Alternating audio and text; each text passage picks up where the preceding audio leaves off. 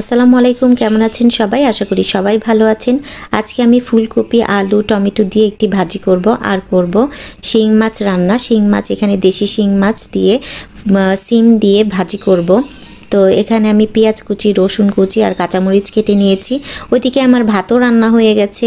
তো প্রথমে আলু ফুলকপি ভাজি বসিয়ে দেব। তেলের মধ্যে দিয়ে দিচ্ছি পেঁয়াজ কুচি দিয়ে এবার দিয়ে দিলাম কাঁচামরিচ দিয়ে ভালো করে একটু নেড়ে চেড়ে দিব।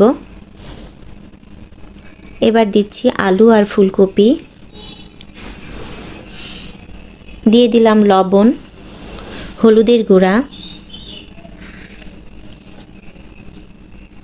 জিরার গুঁড়া দিয়ে ভালো করে নেড়ে চেড়ে দিচ্ছি। এবার দিব আদা রসুনের পেস্ট দিয়ে ভালো করে নেড়ে চেড়ে সব কিছু মিশিয়ে নিব। এবার ঢাকনা দিয়ে ঢেকে দিব। ওইদিকে সিম আর শিং মাছ সব মশলা দিয়ে মাখিয়ে নিব। দিয়ে দিলাম পেঁয়াজ কুচি,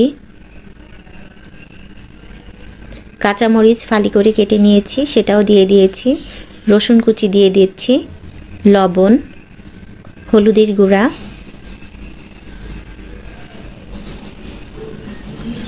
ধনিয়ার গুঁড়া,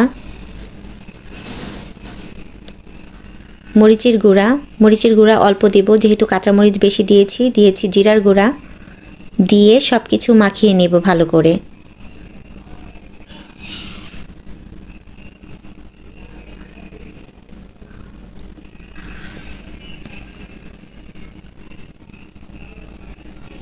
এবার দিচ্ছি আদা রসুনের পেস্ট দিয়ে আবারও মাখিয়ে নিব। মাখানোর উপর এই তরকারির টেস্ট হয়।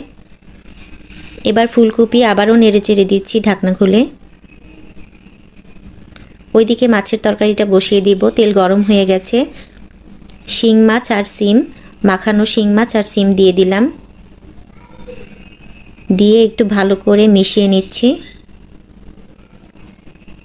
ঢাকনা দিয়ে ঢেকে দিলাম শিং মাছের তরকারি। ওইদিকে ফুলকপির মধ্যে টমেটো দিয়ে দিলাম, দিয়ে ভালো করে নেড়ে চেড়ে দিচ্ছি। ফুলকপি ভাজি আবারও ঢেকে দিলাম। মাছের তরকারিটা আবারও নাড়াচাড়া করে দিচ্ছি। আবারও ঢাকনা দিয়ে ঢেকে দিব।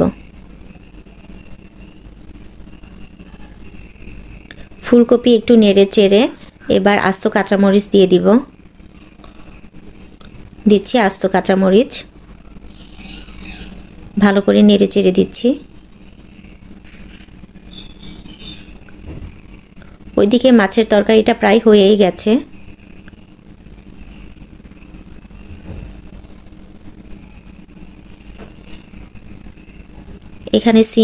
এখানে ফুলকপি আর আলু ভাজি হয়ে গেছে। ওইদিকে মাছের তরকারিটাও রান্না হয়ে গেছে।